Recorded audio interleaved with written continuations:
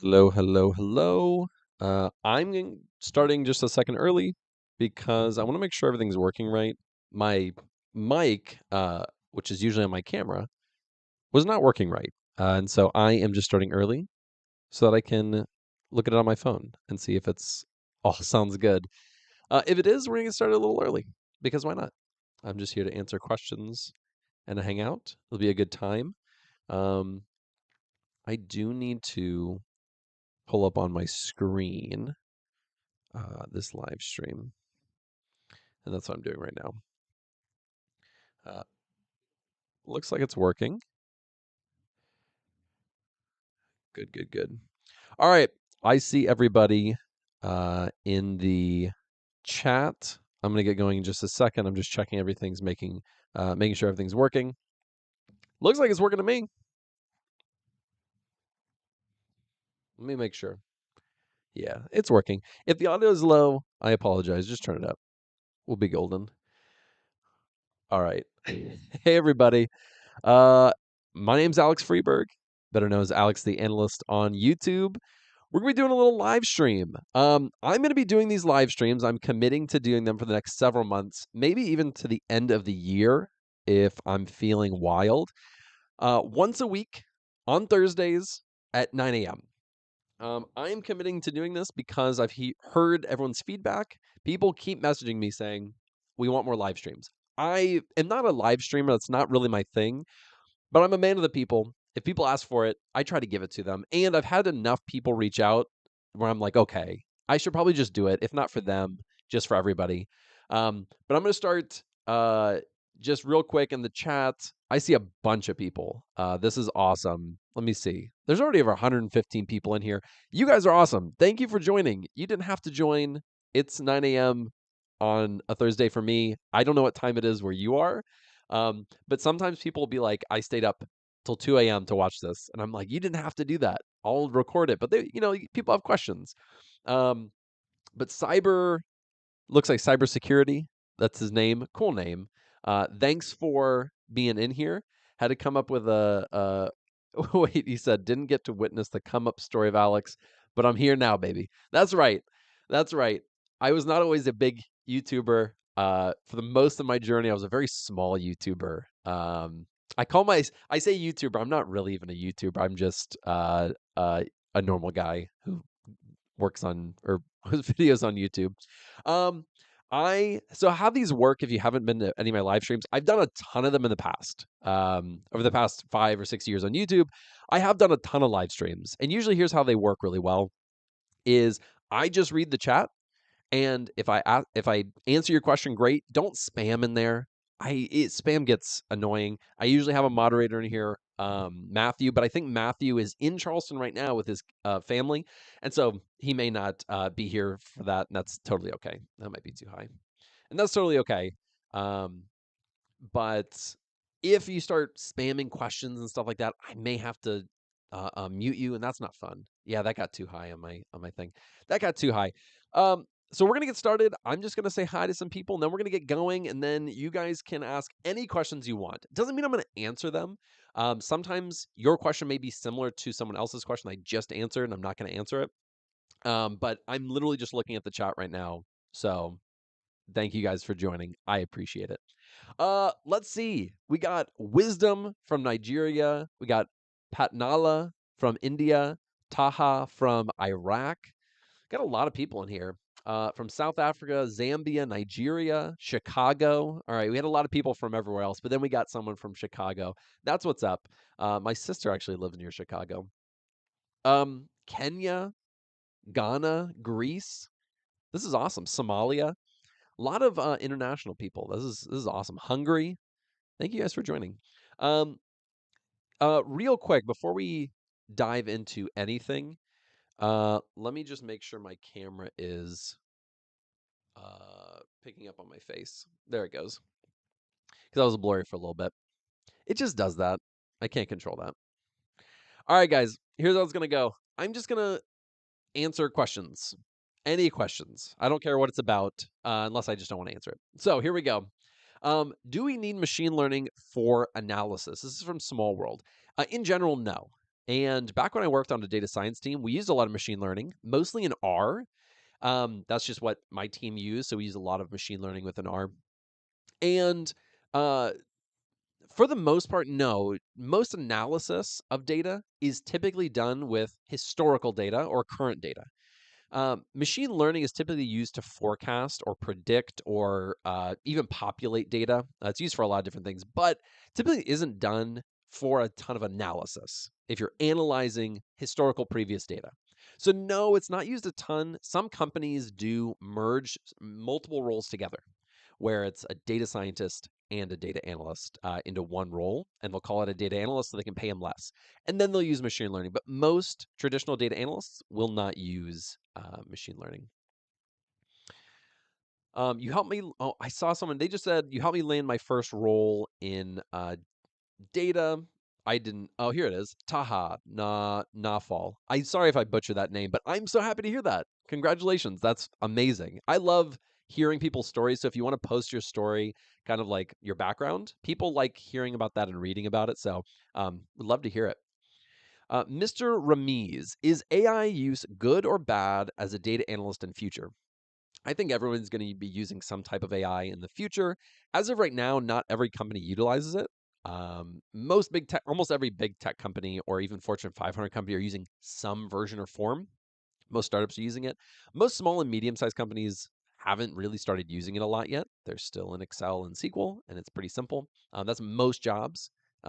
So AI, in my opinion, though, is going to be something that grows and more people utilize, and it's going to be embedded in new softwares that new companies get, and it's going to be a big value add to a lot of companies. So yes, I think you should use AI, but in my experience, it's best to know the basics first and then start using AI, because when you start using AI, you start putting everything together and you don't know what's happening at all, things start to break, and then you spend more time getting it to work than you would have just learning it in the first place.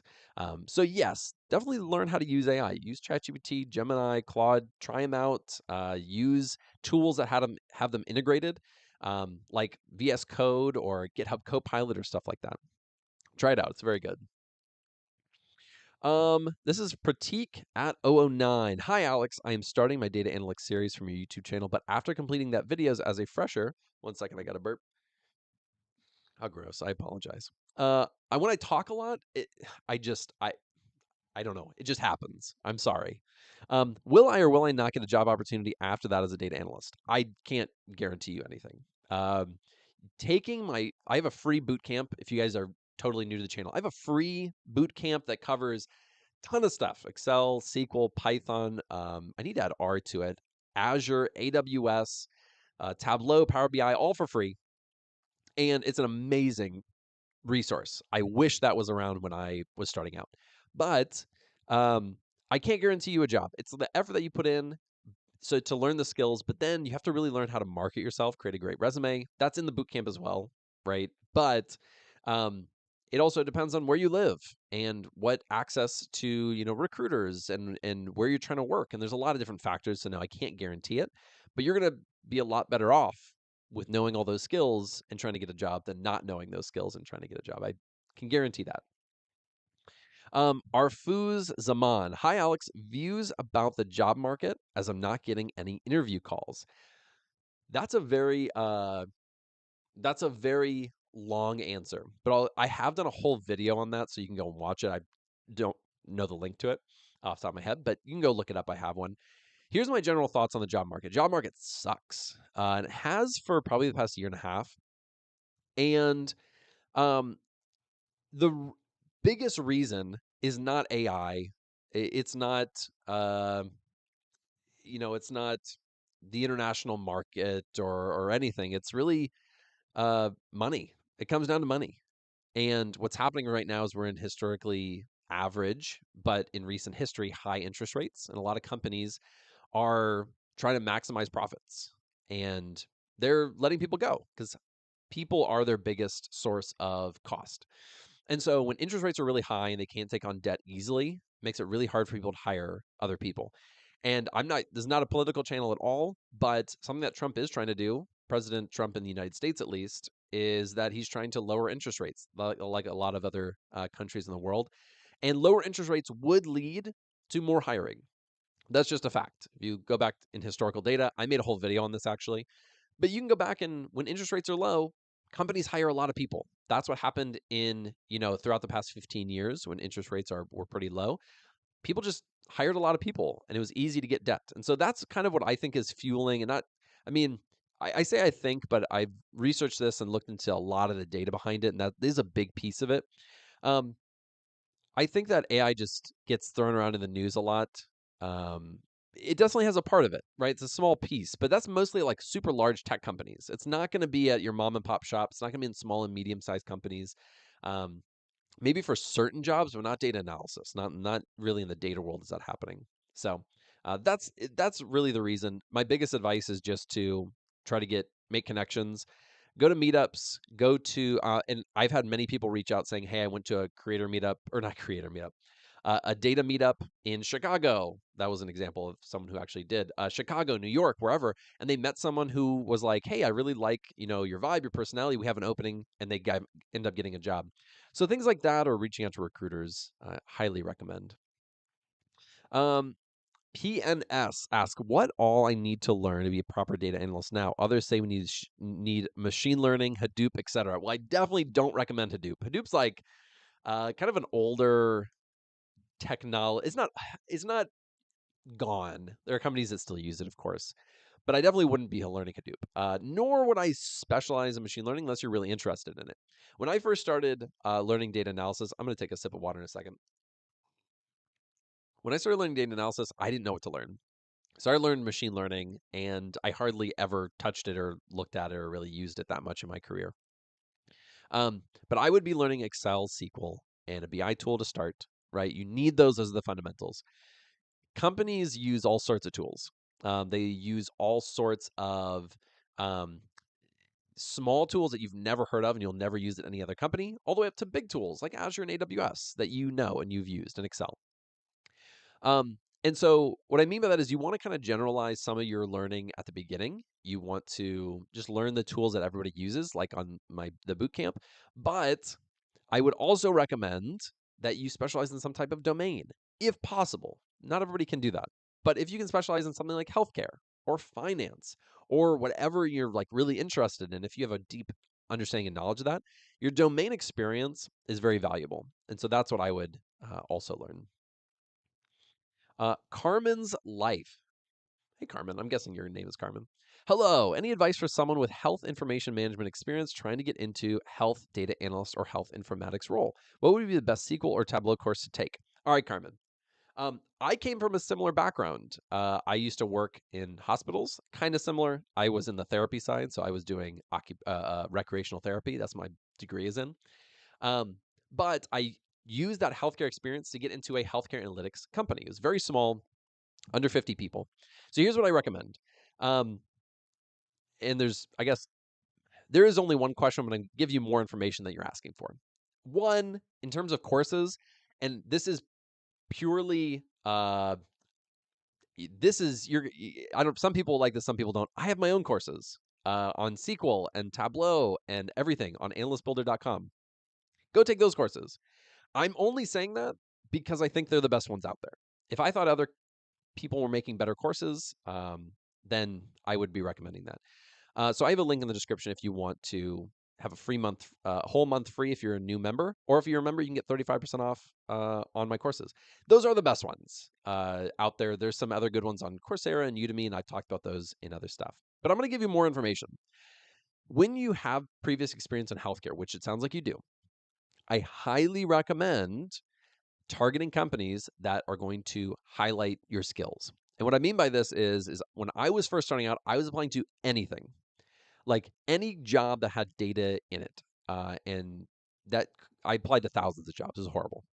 Then I started reaching out to companies that, like, I started working with recruiters, biggest thing I ever did for my career. But they were targeting companies for me and helping me target companies that were in healthcare. And so then I got to use my experience. And when I got in there, I could talk about CBT codes and ICD codes. And you probably know about these things if you work in health information management. You probably know about those, like these diagnoses codes and all these things. those are the things where you're going to shine and your resume is really going to stand out. And so there are companies like, not McKinsey. Oh gosh. Well, my previous employer was AmerisourceBergen, now Concera. There are ones like Cardinal Health. These are big companies, but these are examples. Then there's insurance companies, Blue Cross Blue Shield, um, Aetna. All these insurance companies, they hire a lot of healthcare background people. I could go on for a long time. I made a whole video on healthcare analytics, a whole series on healthcare analytics, by the way. What's your take on Fabric? I've used Fabric. By the way, this is from SGC Freelance. What is your take on Fabric? Fabric is okay. You have to take a step back. Fabric isn't for everybody. It depends on the company, depends on the size, it depends on a lot of different factors. It makes, if your company just needs a simple tool to kind of do several things all in one, it can be a good tool. Um, I have used Fabric in a previous job. I thought it was really good for what we needed. Was it a little expensive? Yes, but my company didn't care about that because we had a really large budget. And so it isn't for everybody. It isn't for your mom and pop shop. You wouldn't need it. It's overkill. But medium-sized companies or medium-sized teams within a company that wants to utilize Fabric could be great. So if you want to learn it, learn it. If not, it's not a huge. You're not gonna lose it. Yeah, cybersecurity. He said, Matthew, are you here reporting for duty? We'll see if Matthew comes. If he doesn't, I'm not upset by it. I really am not. Um, let's keep going. I'm just answering questions. We're going to start on data governance journey. I've worked with people who work as like the data governance person. I don't know where to start on your journey. That's not really my expertise. I know what they do and I've worked with them, but I don't know how to start that journey if I'm being honest. Um, let's see. Oh, see, it skipped down. I hate when it YouTube comments does this, and I do not like it. It skips down, so I just skipped like a bunch. I'm going back up. Don't you worry. Um, let's see. Uh-oh, somebody's spamming in here. Let me gotta ban them. It's unfortunate. I don't want to do that. I don't like doing it. I'm filtering through questions really quick. Any career advice for economics students? Honestly, looking back, I wish I would have majored in economics. Like my present day self, I love economics. I absolutely love it. So if I was going back and I was an economics student, learning about data is like crucial. And when you're taking economics classes, you're going to learn a lot about data.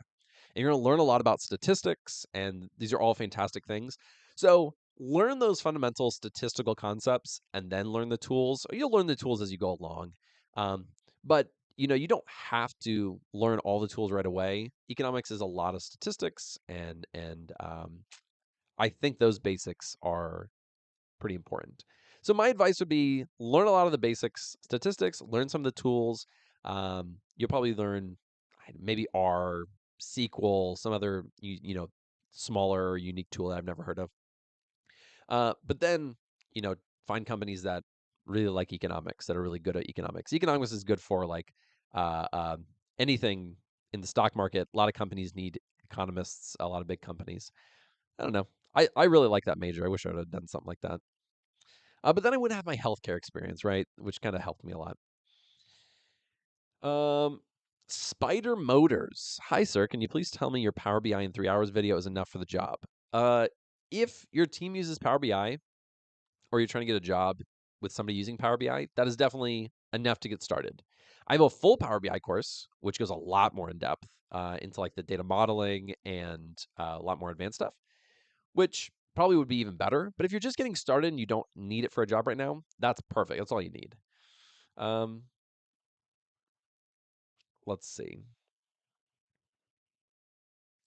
Lots of questions. I'm just filtering through. There's so many. How do you master SQL as a beginner? This is Mangezi Mbata. How do you master SQL as a beginner? I still don't think I've mastered SQL. Um, I've been using SQL for 8 years. I've used it at I think a really high level. Um, and I don't think I've mastered it yet. I don't think anyone, there's very few people I would say has mastered SQL. I've worked with a lot of really smart, amazing data engineers and database developers, and they would say they haven't mastered either. It's tough.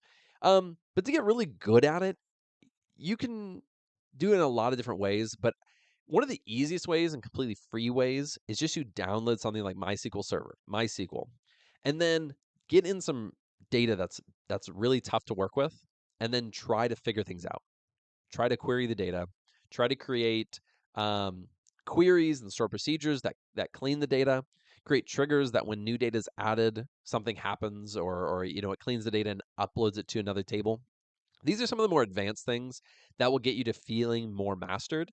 When I started learning that kind of stuff, I was like, dang, SQL is like unlimited. You can do anything with it. You can do so many things with it, but it does have a very high skill cap. So I don't think you can really master it, but that's what I would do. Um, of course, I have like SQL tutorials and stuff and projects you can follow that'll help get you started. I do recommend that. Let's see. Mr. Ramiz, this is another. He's asking great questions. Should I start in freelancing because of not getting a job? Um, and also use my mind and with AI. Now I don't know what that last part means, but a lot of people ask that. If I can't get a job, what should I be doing? When I couldn't get a job and I couldn't for a long time, I was just offering my services to people to get any experience I could. I was reaching out to nonprofits, and I actually found one online that had a website because I was trying to just help them out because I liked their nonprofit. But then I saw on their website they had some really horribly displayed data, and I was like, oh, I should reach out to them and see if they'd let me fix that or help them visualize that better to show people what the impact that they're having. And so I did that for free. Put that on my resume, and I think that was really helpful. And so you can do things like that.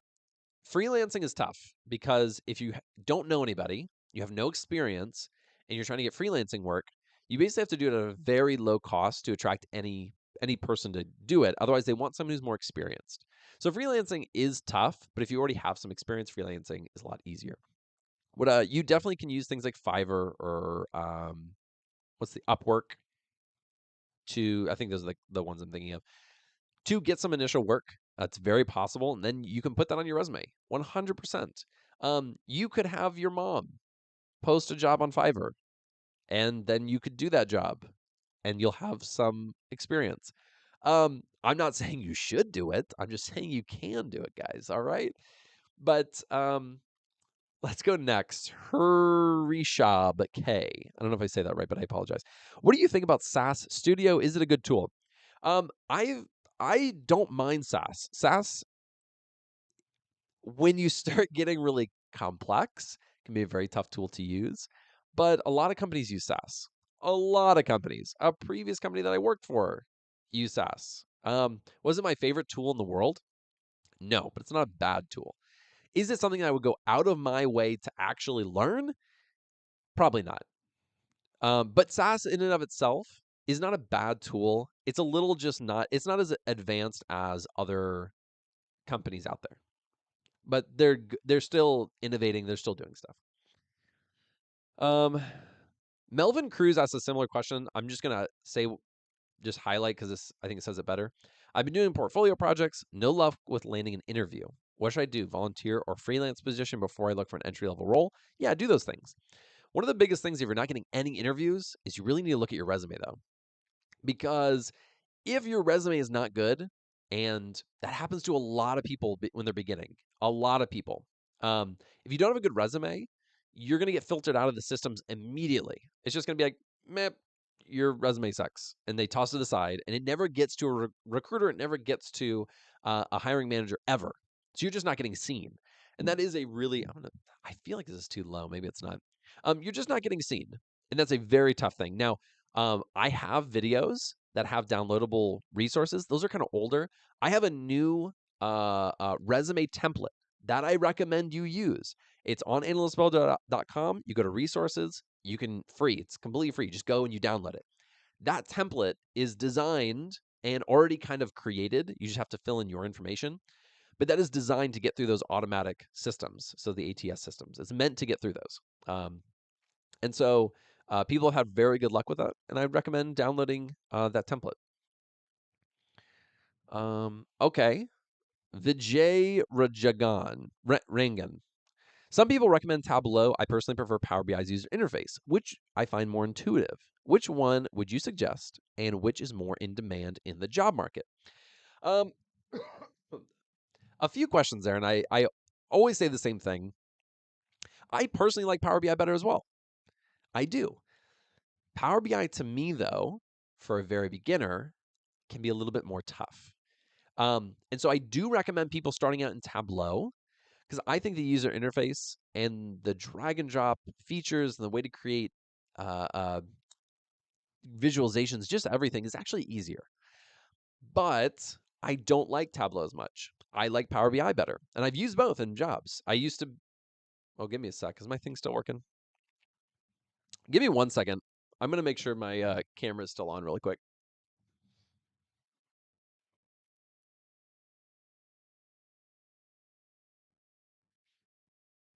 All right. All right. The thing just stopped, and I always get worried that it's going to that it is gonna turn off, but it doesn't. It tricks me up every time. Give me a second. I'm gonna drink some water. So that's my personal opinion. I think you should do Tableau first, then move on to Power BI. I just think Power BI tends to get people too confused too quickly. That's my opinion. Um, and then which is more in demand? Uh, um, I haven't looked at the data on that in a while. If I remember from even like last year's Power BI, um, and Tableau not as much, is because Power BI is cheaper per user. Tableau usually needs larger licenses, and so Power BI, because Microsoft can do it, Power BI has gotten kind of a foothold in the market quite a bit. So I think it's Power BI. But go look into that. Don't just trust my last year's remembrance or remembering. I don't know what I'm saying. Let's keep going. Some interesting questions. I'm looking for, uh, excuse me. I'm looking for questions I haven't answered yet because some of these I've already done multiple times. Ayush Adhikari, does VBA required to learn for analysts? VBA is not required. I do show people how to use it. I think in my Excel course, or not my Excel series on YouTube, maybe. No, I think I only go into macros, but I know I do in my full Excel course. But no, it's not required. VBA, in fact, VBA is definitely more of an advanced thing. It's like a programming language inside of Excel. So no, you don't need to learn it, but it's useful to know. It's kind of more advanced. Ahmad Tarek said, "Hey Alex, hey, how's it going?" All right. Let's see.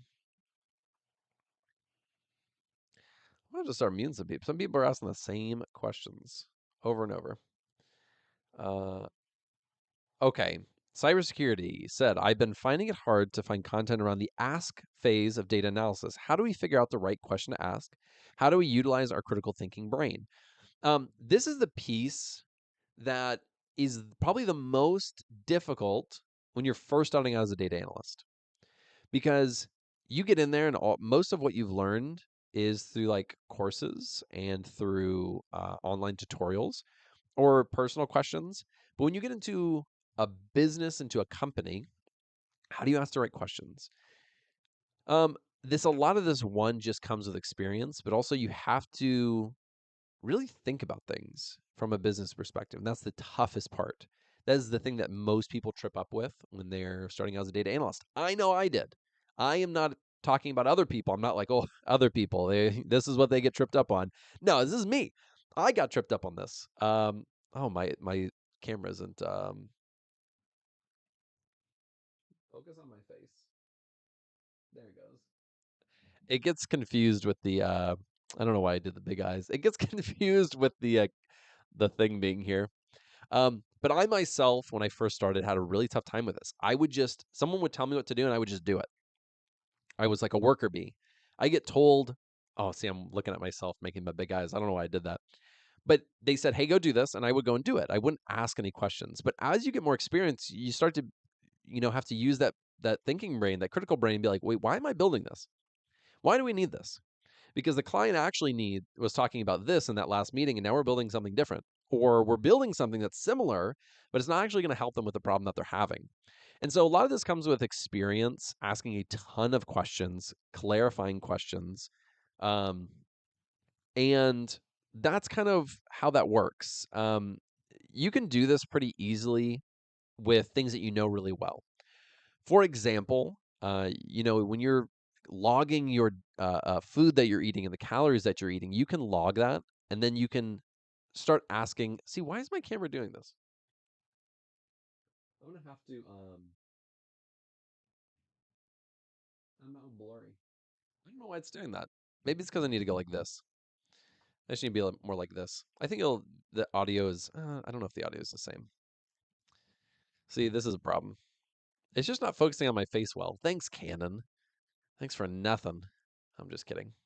But you know what questions to ask about those things. You can be like, oh, what food was I eating? And then maybe you're tracking, let's say you're tracking how you were feeling, your mood when you were eating certain things. So you can logically go back and be like, let's take a look at what food I was eating on the days that I wasn't feeling well, or maybe the day before. And that's a logical thing to do. But if you don't know anything about your data, you would just be like, "Oh, this is interesting information. What do you want me to do with this?" But you know the problem. You know what you're looking for. And so you only kind of experience that in a real job when you start talking to clients, talking to other people, understanding the data. That takes time. It does. Alicia Diston said, "Which domain do you think offers more opportunity for a data analyst, healthcare or finance?" Oof. I don't know the numbers on this at all. I'm going to be honest, I don't. I worked in healthcare myself, and there's so many data jobs, but I know so many people who work in finance as well. I would guess that healthcare has more, but I don't know the numbers on that. You got to look into that. That's an internet question, not a Alex question. I'm sorry, but that's just me. Um, okay, Ahmed Tarek, I think I answered one of your questions earlier. Your friendly Egyptian pharmacist. I would like to ask you what advice for startup courses or training to become a health analyst. Um, I haven't found a lot of great healthcare analytics resources online, which is why I made a whole series on YouTube for healthcare analytics. It may be too rudimentary or simple for you because if you work as a pharmacist, you're going to know a lot of things within the healthcare world. I was kind of starting as like a basic one. I might do an intermediate or even nah, I don't know if I'll get crazy advanced there. No one would watch that. Very few people would watch it, but I might do an intermediate one or kind of a more advanced one. But that's where I would start. In terms of courses, I always recommend analystbuilder.com. That's my platform. I have tons of courses on there. By the way, this is just a personal plug. If you haven't tried out analystbuilder.com, which is my platform for learning data analysis, you can try it out for free down below. If you've never tried it out, use code 1 month free. It's in the description below, and you get a free month. Just try it out. You can go take like 3 or 4 courses. If you take them really fast, that's 3 or 4 courses for free. Go do it. Try it out. If you don't like it, don't use it. But if you are, you can get them if you want to pay, or if you want you're already a member, you can get 35% off in the code below. That's just a personal plug. Um, let me keep going. Let me keep going. Jin Yi Chen. Love the star next to your name. That means he is a member of the channel, which means he supports me financially. Thank you. I appreciate it. He said, "Hi, Alex. I followed your video to build my portfolio, and after applying to just a few positions, I already got an interview. Thank you so much." Oh, I didn't read that beforehand. Congratulations. That is amazing to hear. That is like, I can put everything in front of you, but I can't make you do the work. I can't lead a horse to water, right? And make him drink. You put in the work, you did it, and I'm proud of you. That is amazing. Those are like the stories that I love to hear. Now, if you don't get the first job, the first interview you have, that's okay, right? I failed, I think, my first like 7, 8, 9, 10 interviews before I landed my first job. When I say fail, I just mean I wasn't a good fit, or I didn't know enough and they were looking for someone more senior, and that happens. But keep interviewing, keep doing what you're doing because it's working. So keep going. I love it. Um, Elham Ya, how to get domain experience since I can't get a job. This is like the classic, how do I get it if I don't get it, but I need it to get it? You know what I mean? How do you get domain experience? One is you talk to people. So reach out to people in a field you're interested in. Ask for data, ask for projects, ask for anything you can do to learn that. I don't know what field you want to go in, but if someone came to me, and actually, not if someone, I've had tons of people come to me in healthcare being like, I want to get into healthcare analytics like you did. Where do I start? Well, one, I created a series exactly for that. Literally shows you the data, where to download the data, a small little how to describing the data. I've done that. But if I don't work in finance or tech or all these other companies that you may want to get into, reach out to someone. A lot of times people, not all the time, but a lot of times people are willing to talk about it. Hey, tell me about your experience in finance. I'm really interested in it. Then you get them talking and you ask a follow-up question. You say, what kind of data would you have wanted to learn at the beginning of your career that, you didn't, and that maybe I could look into? And they'll say, oh, you need to look into this kind of data. I had no idea how amazing and how popular it is, but no one talks about it. Ask those questions. That's what I would do. That is what I would do, Elham, if that's how you say your name. Shashank or Shashank. Databricks is important to learn for freshers. Give me one sec. When I get talking, um, my voice just goes. Is Databricks important to learn? Not for beginners, in my opinion. Now, do I teach it? Yes. And I've taught a lot of people Databricks. But do you need it? No. I don't think I've done a Databricks series on YouTube yet. I think it's in my Azure and AWS course on Analyst Builder. If you were wondering, because I don't think I have it on YouTube. I'm gonna make one though. I think I'm gonna make one. Or maybe I did put it on YouTube. I can't remember. Some things just blur together. I've been doing this for too long. Oh, excuse me. But no, it's not not required for beginners. Wouldn't even necessarily recommend it because not enough, especially smaller companies, medium-sized companies, are even going to use Databricks. That's just my opinion, though. Now, let me see.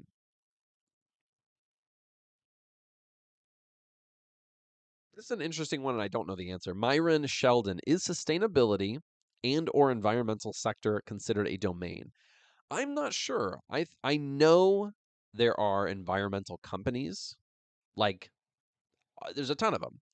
I don't know if there's specifically if that's considered a domain or not. I don't know, but there are jobs in sustainability and environmental impact within lots of companies.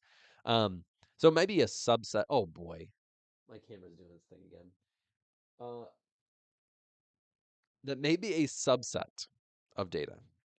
Yeah, my mom just texted me. Hey, mom. My mom just texted me. Your camera keeps going blurry. I'm having technical difficulties, mom. It's true. Yeah, my autofocus is wonky. Yeah, my mom knows. My mom usually watches my live streams, which I think is funny. Uh, because it's just I don't know. I just think it's funny. Um, anyways, thanks for watching, mom. I appreciate it. It does keep going wonky. All right.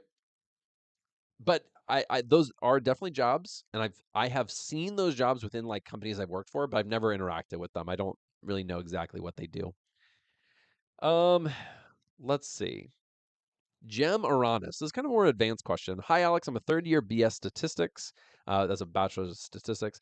Since I have experience in ANOVA, regression, etc., how should I proceed as a data scientist courses or start on as a data analyst? What do you think?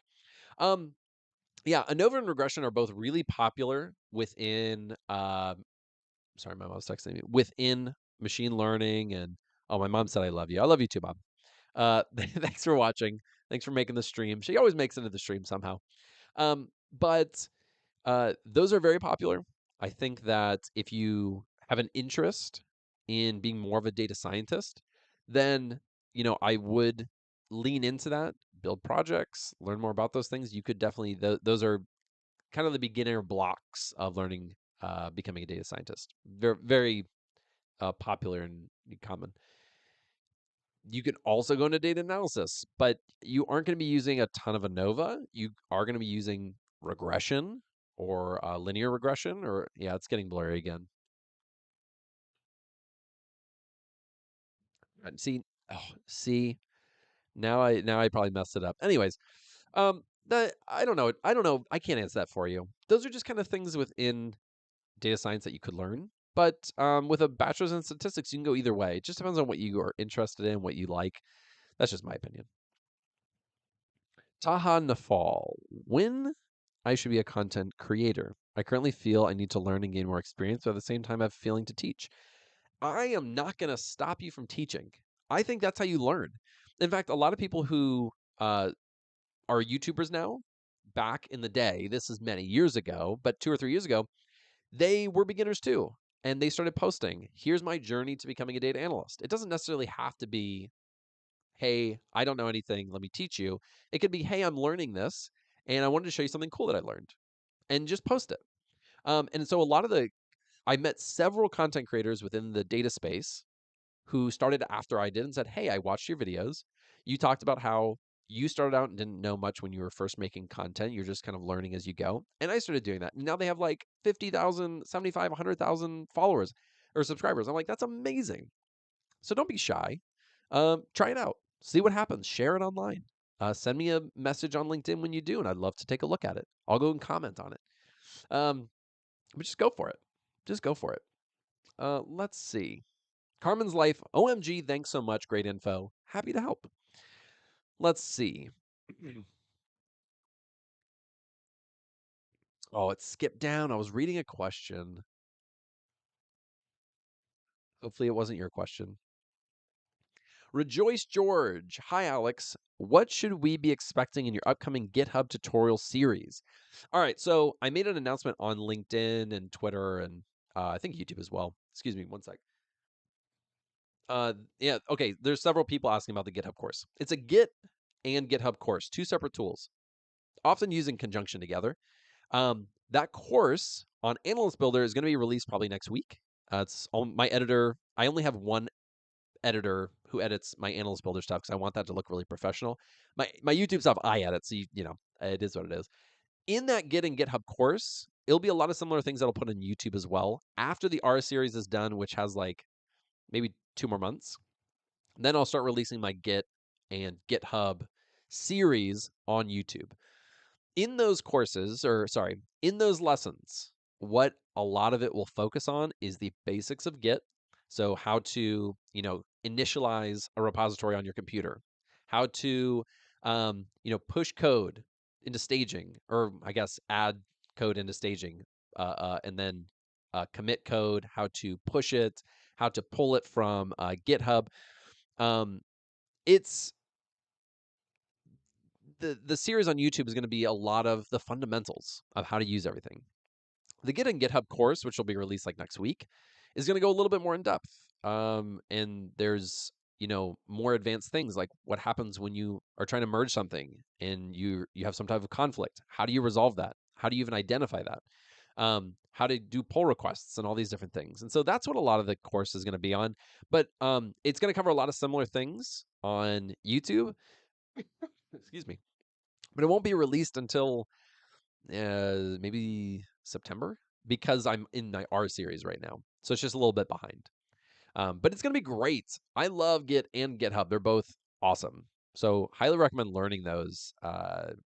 You don't have to know it as a beginner, but when you get into a job, especially at larger companies, they use version control software. Git and GitHub are going to be used like most of the time. Let's see. Uh, Keshivam Mishra.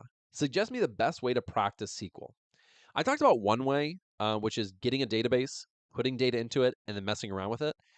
Another really good way when you're first learning SQL is to use some type of SQL editor online, which is what me and my team at Analyst Builder built.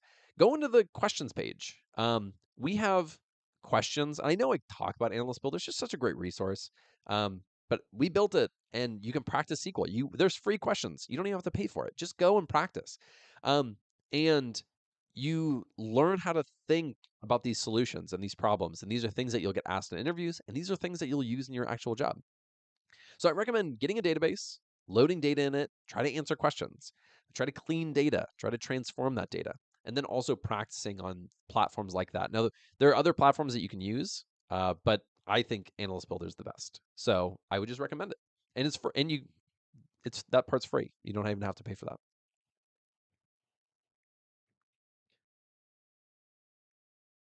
Gem Aranis. Again, people are asking this, so I'm going to answer it. Someone says that I have a free YouTube data analyst series is the same with your paid data analyst builder. Is there a difference? Yes, there is a difference. Um, my stuff on, uh, so I have a free boot camp. If anyone doesn't know, completely free data analyst boot camp on YouTube. It's like 24 hours long. It's really long. Has some amazing content. I highly recommend taking that. Analyst Builder goes more in depth, has more advanced projects. You have practice problems along the way, and everything is a lot more polished, more easy to follow. A lot of my YouTube content is older, 3, 4 years ago, and so a lot is not changed, but a lot is I've gotten better at teaching in those years, and so Analyst Builder is just everything's better on there, but of course it's paid, right? And so it is better, but you don't have to do it. That is just for people who want to go take the next step and be like, okay, I took the free stuff, I've learned a lot, but I want to kind of invest more and they're willing to invest a little money. That's kind of the best platform for that next step, is kind of what I would say. So don't start with it if you don't want to. Um, you know, test it out, see if data analysis is something you really like. You can do that for free with the bootcamp, and I recommend it.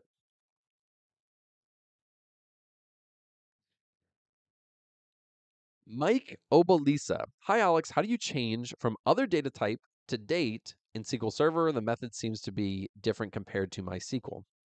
Yeah, every flavor of SQL has a different way, especially with dates, because dates are so tough to work with.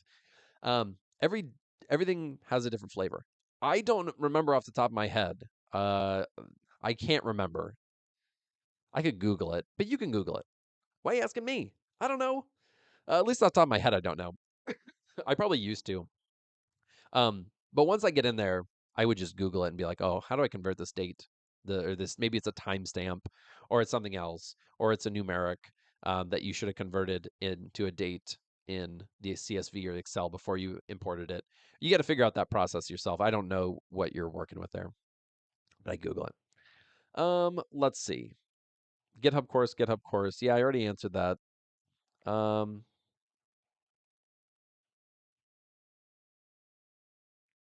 Someone's asking about business analytics. Going through your data analyst YouTube course, was thinking of going into business analytics. Um, come on, come on, camera. Let's see. This camera, man. I gotta get a new one. I gotta get a better one. Maybe one of those mirrorless ones. I got a DSLR, which isn't the best for streaming. That's just what I use. That's just what I use. So I don't know what it is. Business analytics is still a very popular thing. It's less technical. It's more people focused. It's still very people hire for it all the time. What a business analyst is, and a little bit of the difference between a data analyst and a business analyst is going to focus more on working with the clients directly, trans kind of translating, hey, here's what they're asking for, and here's what we need, and translating that to the team. And that is definitely a skill to have. That is more of a people focused job. You're not going to be doing um, as much technical stuff. You'll be using Excel, maybe some SQL. You shouldn't be creating visualizations. That's not really a business analyst role. Um, but yeah, I think business analyst is still a good job. Cybersecurity, Mama Alex in the building. That's right. She's here. She's listening, so behave. Let's see. Um,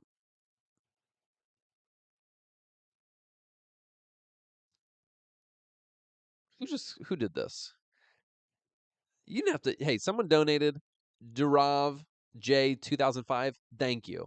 I really do appreciate. You don't have to do that. I'll answer questions for free, but since you did donate, I will answer your question. Or let's look at it. Man, I'm a college student. Can I find freelance work after learning data analysis? I almost finished SQL. I'm guessing like the SQL series. Yes, you can look into. I just hearted that, by the way. Thank you. You can look into freelancing. I talked about freelancing earlier. If you weren't here for that, that's okay. I'll mention it again. But freelancing is kind of tough. because you have to find your own clients. Now, if you go on places like Fiverr or Upwork, you can put your portfolio out there and see if somebody messages you, or you can put in bids for things as well. But usually you're gonna have to start with really low prices, or even doing it for free, perhaps. Um, and that's okay, but it's tough to get people if you don't have any experience. So, oh, my camera's just doing all sorts of things today. Just ignore it. Just ignore it. Um, but I would recommend looking if you're in college. Usually, colleges have some type of program to help you get internships or help you get introduced to jobs. Go to that career center. Utilize their resources because once you're out of college, sometimes they won't let you use those resources anymore. So definitely do that. The other thing is if you want to do freelancing, create some projects. I joked earlier, but you could do this.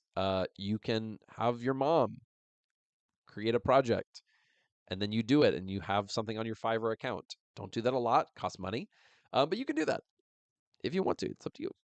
All right, I'm gonna keep going. Some interesting questions. Okay, I just answered this one. Someone said, any advice for bachelor student who's seeking their first internship? Career Center. Utilize the resources at your college. That is probably your best because you haven't done much networking most likely. You probably don't know a lot of people in the world or in the business world who could get you those internships. So I do recommend that you look into that. That would be my number one step. Oh, oh, Hike Owijaka. I butchered that name, but I like the name. It's a cool name. If I want to make a portfolio, what should I put into my project to make it unique and interesting for companies that are looking for data analysts? All right, so this is a great question because oftentimes when you're first starting out, you don't know what to build. And you've taken my YouTube stuff and you've built my projects, but a lot of people out there have those projects. And that's true. You're not wrong. Um, what I would do is find something you're interested in. Find maybe it's like you're really interested in healthcare. And I talk about healthcare because I was in healthcare for a long time. Oh boy. It's my mom says it's focusing on my guitar. You might be right. My mom might be stinking right. Yeah, it's focusing on my background, oddly enough. Maybe I need to get closer. I don't know. Sorry, give me a second. I'm going to answer that question, but my mom might be onto something. I thought it was focusing on this, but it wasn't. It was focused on my background. That just blew my mind. Um, sorry, I keep getting Mom, stop texting me. You're distracting me. I got people to questions to answer. What I would say is find something you're interested in. I was really interested in healthcare, so I used to build projects around healthcare. And then when people would see my portfolio or they'd see my resume, because I put my projects on my resume, is they would see that, hey, this guy has some experience or knowledge of healthcare, which this other person didn't know what they were just building projects on random stuff that didn't make any sense. And so once you find a niche that you really like, hone in on that, build projects around that, ask people what kind of projects would be good in this area. Find people on LinkedIn. I'm serious. Don't be shy. Ask. It may take you a while to find someone who's going to answer you, but ask and do that. I think that's a great idea. Let's see.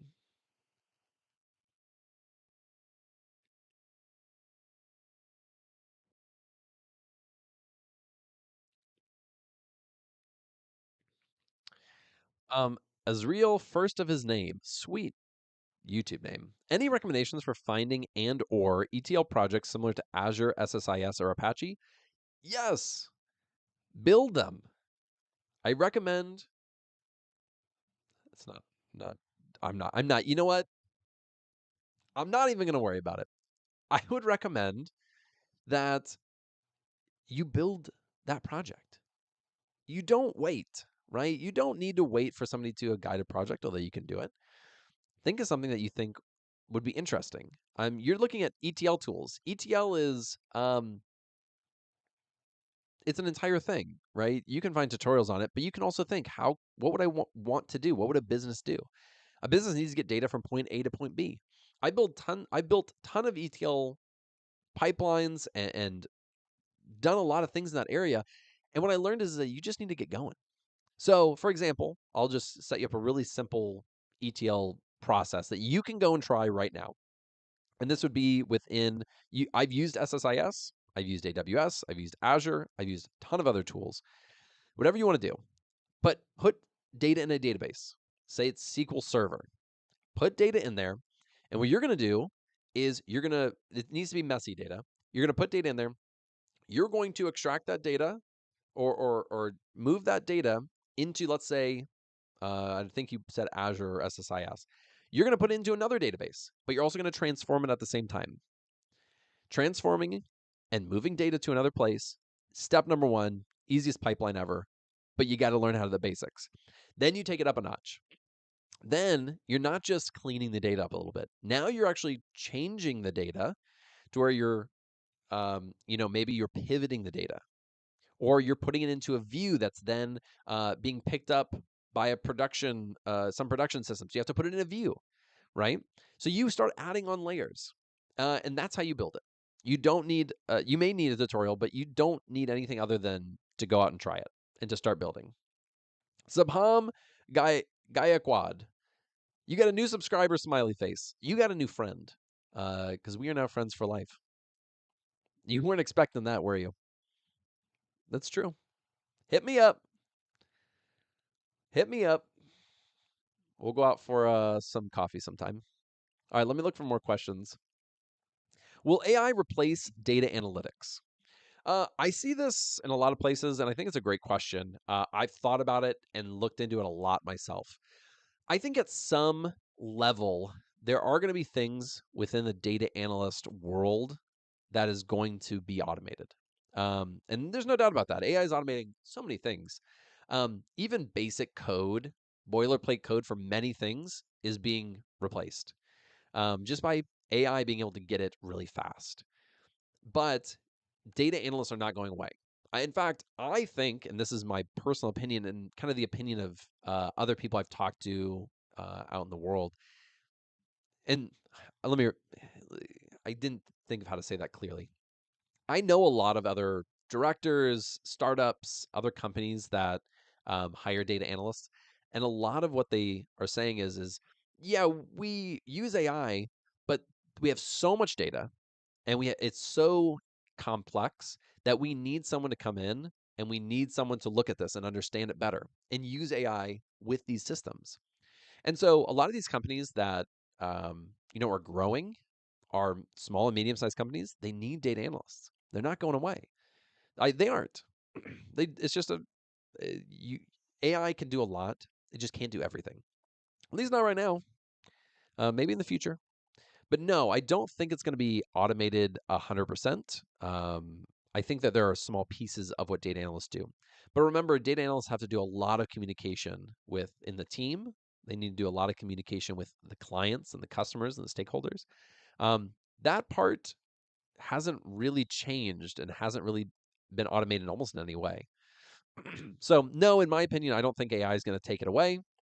I think there's a very big opportunity. I think the recent job issues is more economic related, access to debt and high interest rates related, and companies trying to maximize profit in these times.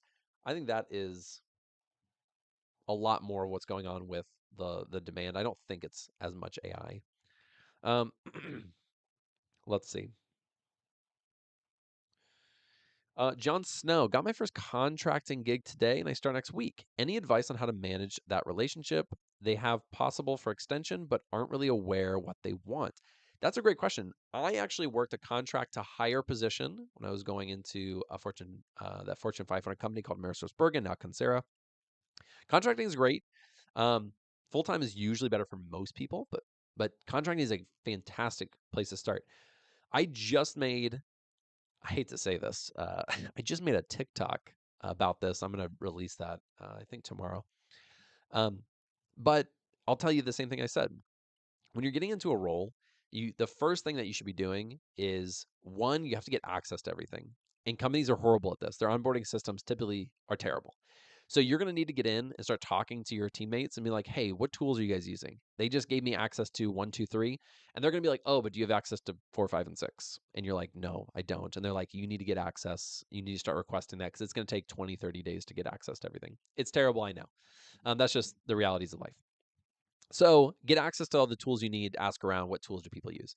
Then start asking other people, start looking at projects. Hey, who are your clients? What kind of projects are you working on? And then go and find that data and start asking questions. Within your first 30 days, most people have low expectations. They're not going to expect that most people can hit the ground running. They're going to want you to learn really fast and then hit the ground running, right? Or maybe it's not hit the ground running, but they want you to learn really fast so you can start taking on projects. So do that as quickly as possible and you'll be very useful to them and they will like you for that. So that's what I would recommend. A lot of questions I've answered already. Listen, if you ask a question and I'm skipping it, which maybe you don't know, but I may have answered that previously. By the way, we have about maybe 5-10 more minutes. I'm going to sign off for today. I'm doing this every week. I don't know if you may not have been here at the very beginning, but I'm going to be doing this every single week for the next several months just to answer questions because people have been requesting that I do that. Can you share real data sets with us so that we can use them? Yes, I have done that. You can either find my YouTube videos where I have tons of data sets linked in those videos. You can go on the resources page of analystbuilder.com where I have links to really great places to find data sets. That's what I would do. That is exactly what I would do. Let's see. I got a few more questions. Let's see. I've answered that one. Let's see. Let's see. Sorry, I get this angry face, but I'm just focused. I don't know why.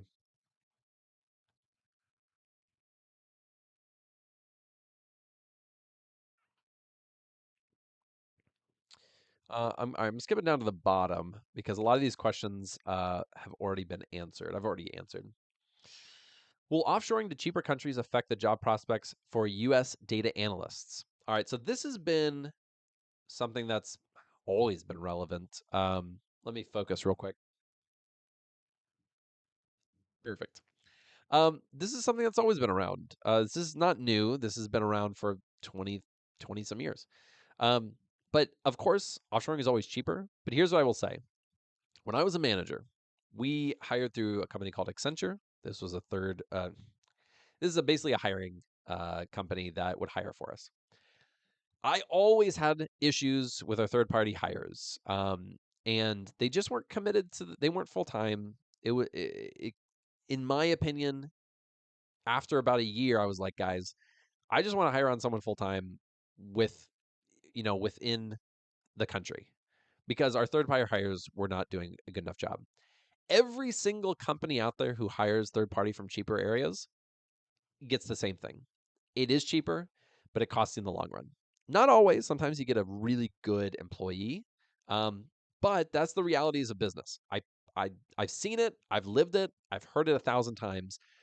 Companies always try to do that, but 9 times out of 10, it doesn't work, and they end up hiring local because even though they're paying more money, they're getting a much better return on their investment. Almost always. So that's my opinion. Taki616, thank you for the donation. You didn't have to do that. You didn't even ask a question. Come on, man. You made a donation. I see it. I was expecting a question. Taki616, I appreciate it. Thank you. You didn't have to do that. You really didn't. Let's see. Yes, I can't say the name of this person, but there are government data sets which are usually publicly accessible. Data.gov is like my go-to place for data sets. I love data.gov. Uh, data.gov has publicly available data sets in the United States, at least, for every state, for federal as well as local government agencies, and they give you the raw data because they're mandated to give that raw data, and you can use it. It's awesome. And I've used those for a lot of projects on my YouTube channel, as well as projects on Analyst Builder, because they're that good. They're just great. XYZ, you didn't have to donate. I appreciate it, but you didn't have to. That's really kind of you. Thank you. I appreciate it. Um, let's do about 3 or 4 more questions. I'm going to sign off for today. and then we'll be good to go. I'm going to do this next week. I'm going to do it the week after. Bam. Calvin Tam. Hey, Alex, just want to say thanks for your video. You are welcome. Thanks for joining. I really appreciate it. Let's see. Coda, you just asked about freelancing. Go back in this video, and I talked about freelancing many times, maybe 3 or 4 times. So I'm not going to answer it again because some people are here the whole time. But go check it out because I talk about freelancing quite a bit. Adonis, great name. Bustomi. Hi, Alex. I've been performing data cleaning, standardization, and analysis using SQL. Is Python truly essential for a data analyst? If it is, which Python skills are the most important to focus on? No. You don't need Python. It's not a need for most hires or companies. It's not a need, but it is pretty awesome to learn. I'll give you an example. I was working. I love this example, but it's not nobody. You may not be able to replicate it, but it was really neat. I was working as that contract to hire position, and we had this process that we were just doing over and over again, and we couldn't automate it really in SQL that well. And so I was like, "Hey, boss, I think I could automate this in Python, but we don't use Python on our team. Would you be okay if I use it? If I like get access to it and use it and try it out?" And she was like, "Yeah, go for it." And I was like, "Great." I spent on company time and a little bit my own time, maybe 6, 7 hours, and I automated the whole thing, which took us many hours per week to do. And I automated it. And other teams started using it because they had similar processes, and other teams started adapting it, and I started sharing it. And a lot of people started using it. They all loved it. It wasn't crazy hard. Looking back, it was like, a little beyond the basics, but it wasn't like anything insane. And that's what Python can do. And so you can kind of use that to impress people, as well as get things done faster. So it's not a need. Python for most jobs is not a need, but it can be very valuable once you get into a job. So I do recommend learning it. It's just not a need. All right. 2 more questions, then I'm out of here. My back's starting to hurt. My back's hurting. I haven't leaned. This is me leaning back. It's just too far back, so I kind of am leaning forward a little bit. Anyways, you don't care about that. Oh my Lanta. Somebody just said no giveaway today. I totally forgot about that. All right. Uh it's giveaway time. It is giveaway time. All right. I forgot about that. I do this every live stream just to give back. It's free of charge, doesn't cost you a dime. I just like giving things away, as I'm sure know. If you go onto analystbuilder.com and you go to let me just make sure I'm doing this right. Analystbuilder.com, and you go to pricing. And not everyone's going to win this. I'm just going to warn you. Go to the courses. I'm about to give away some free courses. All you have to do is be the first one to type in the code into the thing and then buy it. Now, it has happened before where someone has accidentally purchased the course. I don't want you to purchase the course. Just refund it. You can go to your purchases and just get an immediate refund. You don't even have to email us or ask me or anything. You can automatically refund it. But I'm going to give out some free courses. So go to the courses. I'm going to create the codes. I don't want people to guess. I used to write them before, and people were so good at guessing. They were guessing the codes before I could give it to them. So I had to stop doing that. It's true. It's 100% true. All right. It always cracked me up when people would do that too. All right. I am creating a code. It's only going to be redeemable for one person. I'm creating the code right now. So be sure to be there. Who asked that question, by the way? Met Wally. Thank you for reminding me. I hope you win. I hope you win. All right. The code, and I just created it. It's good for one person. Here's the code. It's MET METW, all in caps. That is the code. Someone go redeem it. Get your free course, whatever course you want. You gotta go down there and get it. Taran Kudaravali, thank you for your donation. You did not have to do that, but I really appreciate it. I really do. METW, that is the code. Let's see if someone's already redeemed it. And I'm going to do 5. I'm going to do 5, by the way. Let's see.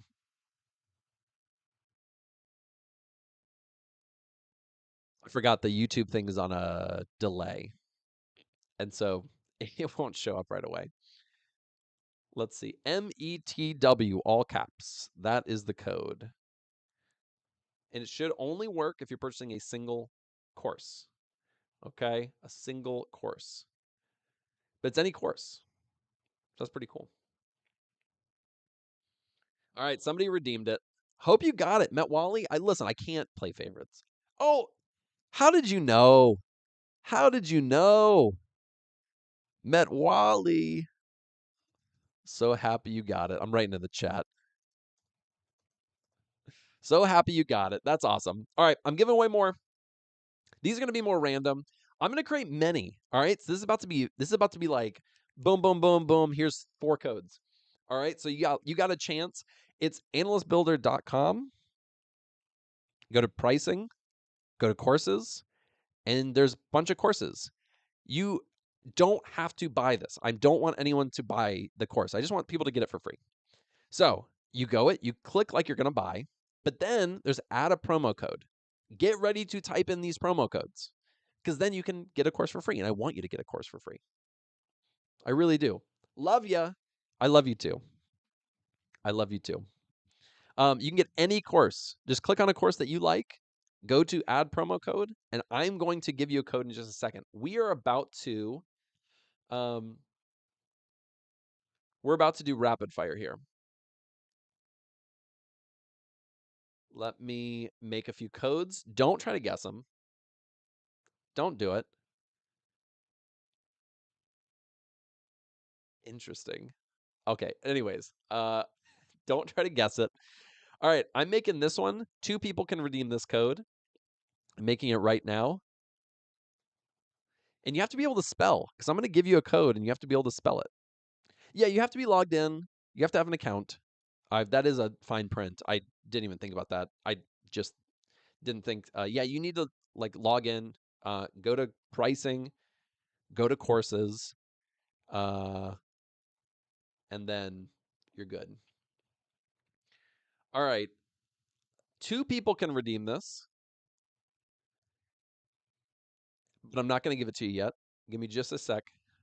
And then 2 people can redeem this. So I have 2 codes. Try them both. First people to get it, But it's a free course. I'm just making sure it's every course. Yeah, every course. Any course you want. Any course you want, for real. For free. All right, there's 2 codes. Actually, 4 codes, but each one gets 2. All right. Here we go. There are 2 codes that you can use at the checkout where it says add promo code. You need to put it in the add promo code. Here it is. 1, all caps, water. It's because I'm drinking water. Second code, cactus, because they are pointy. Those are the 2 codes. Go and redeem those. Whoever gets them, gets them. So I hope that you get them. I really do. I really do. I hope you learn. I hope you use it. I hope you love it. If you got it, let me know. But that's 4 more free courses, water and cactus. So use those codes. I will let you know when they've been redeemed. There's a little behind when I created them and when the YouTube shows it. All right, water's done. Somebody got water. Let's see if somebody got cactus. I can go in and see who gets it too, which is really fun. Let me see. My wife's texting me, sorry. Let's see who got water. I'm just curious. Nice. Yeah, I'm not gonna say people's information. I get to see. All right, cactus and water. If you got it, you got it. Tarun, you got it. That's what's up. Cybersecurity. Woohoo! You guys were really involved in the live stream, so I'm happy you guys got it. I'm really happy you guys got it. I love when people who are, talk a lot in the chat and ask questions and are interested.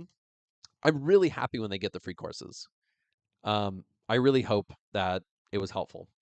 Um, if you didn't win anything, by the way, that was a free giveaway on analystbuilder.com. That's my platform, my courses, where you can practice SQL, and it's an amazing platform.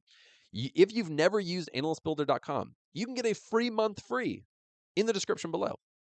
Just go to there's a description how to do it. If you've already tried Analyst Builder, you can't get the free month free. Have you ever purchased anything on Analyst Builder? You can't get the first month free, but you can get 30% off anything. That's just how Stripe works. It wouldn't let me do it, which I'm upset about. I would give everyone a month free if I could. But if you haven't tried it, try it out. Anyways, I'm going to be doing these live streams regularly every week. I'll be doing giveaways every single week. Thank you, Matt Wally, for reminding me. Come to the next one. Maybe you'll win another one. But I'm really happy you won that because you reminded me, and I should have remembered. I appreciate it. You really had my back there. You really had my back. Awesome. You got the MySQL one. The MySQL course is by far the most popular course. And so I hope that that course is helpful. It's a great course. I love that course. Great course. All right, guys. I'm signing off for today. I want you guys to go be free, live life, do something nice for someone today. Go out of your way to do something nice for somebody. That's what I'm asking you to do. That's it. All right. I will see you next week.